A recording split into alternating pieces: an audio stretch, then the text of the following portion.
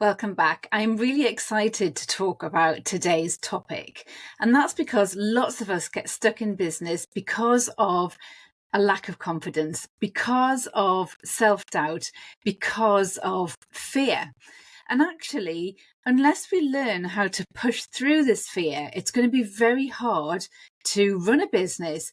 It's going to be hard to attract clients. It's going to be hard to make money. And it's going to be really hard to make your business the success that it absolutely can be. So today's episode, we are going to be talking about the intangibles of building a business, like how to be brave and conquer your fears so that you can have the business that you have dreamed of. So with that said, let's dive in. So when I started preparing for this podcast episode, I realized that in order to grow in confidence, we need to address our fears. And that's because it's often fear that gets in the way of us doing things, that feeds our limiting beliefs, that prevents us from being confident enough to take the actions that we really want to take. And it's fear that convinces us to do alternative, easier things instead. So I know that as a healthcare professional and having been a business mentor for the last 7 years or so, one of the biggest fears that both myself actually and my clients have had to overcome is a fear of judgment. There's something about being judged by our colleagues, being told that we're wrong, and even the fear of being called out by a colleague for everyone to see. But actually, fear of judgment is very often a reflection of our own personal insecurities. And I think this links into the fact that as a healthcare professional, we work in a highly regulated way. We need to be 100% sure that the advice that we're giving is accurate, is evidence-based, and of course does no harm.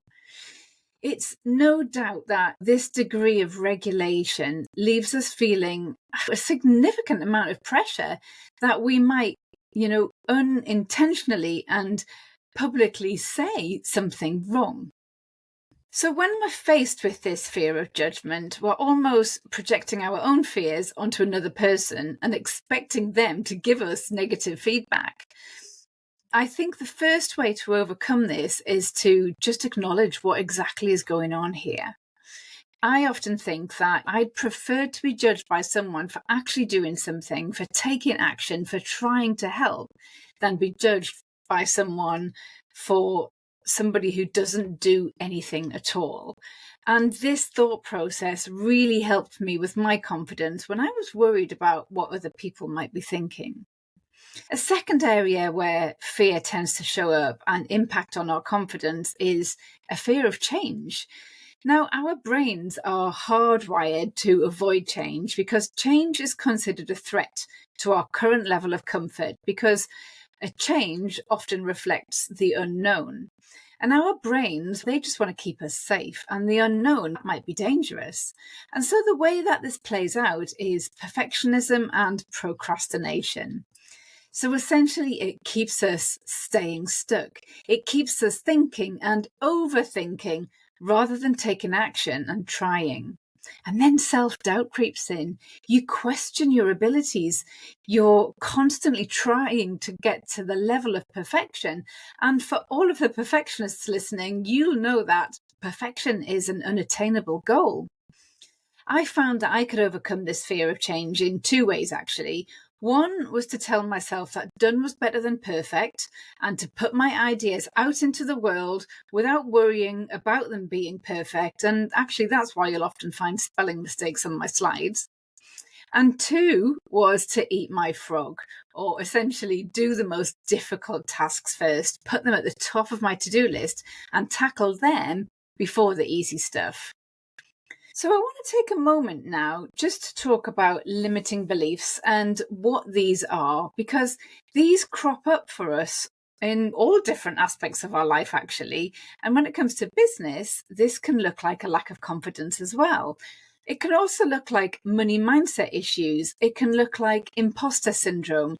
And essentially, it keeps us stuck. So our limiting beliefs, they are most often subconscious thoughts. because we're only actually aware of 5% of the thoughts that go through our mind, which means that the other 95% are happening subconsciously.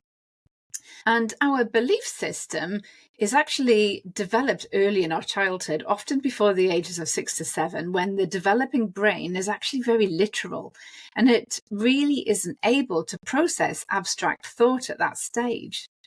So these beliefs that we pick up when we're young are often completely illogical and don't make any sense in our adult lives.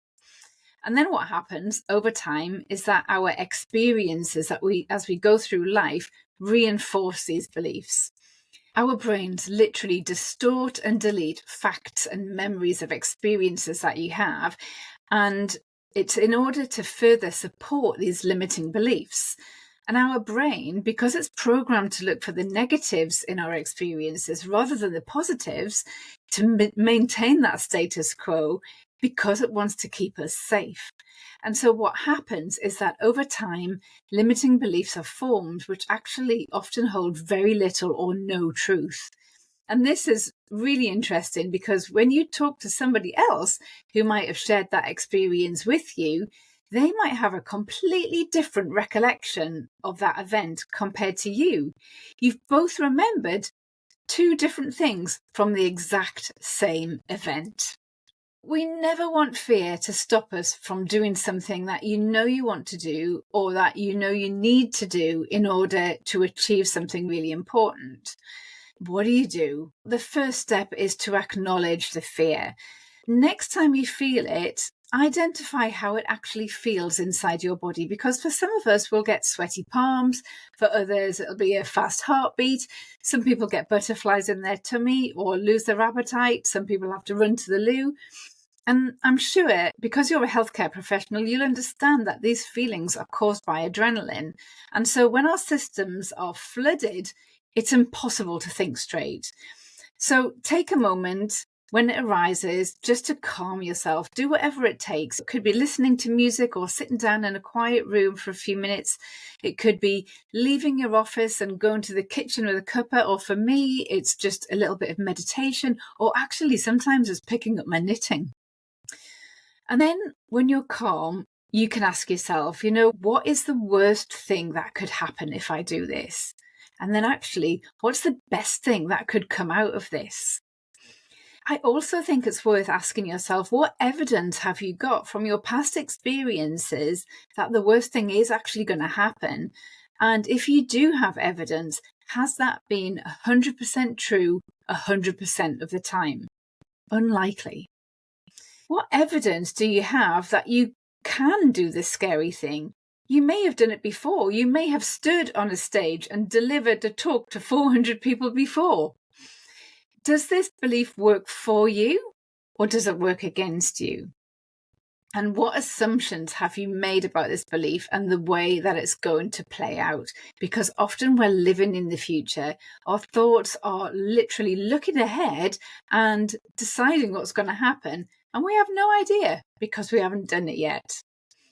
And then it's also worth thinking, does this belief help you in other aspects of your life? Because sometimes we can avoid doing things, but it actually has a beneficial knock-on effect elsewhere in our lives. The other thing I would do is I would write out a new positively focused statement that reframes your belief, but in the present tense. It's really important that it's in the present tense. And then just stick it on the wall behind your computer or somewhere where you're going to see it several times a day. And whenever you see it, read it, speak it out loud, and do it often. This is important because if you think about it, your brain has had years and years of reinforcing this belief. So you actively need to rewire that subconscious mind with your new positively focused statement to reframe that belief. And then as you go about your day, consciously make a note of the evidence that supports your new belief as you go through life. One of the things that I do is I just have an achievements list on my whiteboard next to me here so that I can write down everything that I've achieved from leaning into that confidence. So if you can do something like that as well, I think that would really help. So you might have heard the saying that success is on the other side of discomfort, and it is absolutely true. We're moving outside of our comfort zone to do something in our business that we know will result in achieving a business goal. And that is a really good thing. It is expansive. In business, we do need to take risks in order to grow. We have to invest when we think we can't afford it. We have to bring on team members and let go of the reins. We need to stand on stages in front of those 500 people. I often think that when you begin to feel the feelings of fear, it's an indication that you are on a personal growth journey. So the next time that fear arises for you, acknowledge it, calm yourself, and then take that next step. You've got the power to build the business that you've always dreamed of. So my action step for you today is just to identify one task that you've been procrastinating on due to not feeling confident enough or having fear or perfectionism get in the way, and commit to completing that task within the next 24 hours, no matter how imperfectly, just getting it done. Remember, done is better than perfect. And why is this important? Taking action, especially on something that intimidates you a little bit, helps you build momentum. It helps you build that confidence. And it also helps you break that cycle. And it demonstrates or proves to yourself that you are capable and that you can do tough things. You really can. Okay, join me next time where we are going to be talking to other successful healthcare professionals and what they do in their businesses to make money beyond the clinic. If you've ever fancied writing a book, you are not going to want to miss this one, because I'm going to be interviewing the hugely successful dietitian Kirsten Jackson, also known as the IBS dietitian, and learning all about her book writing journey. Join me then. Bye for now.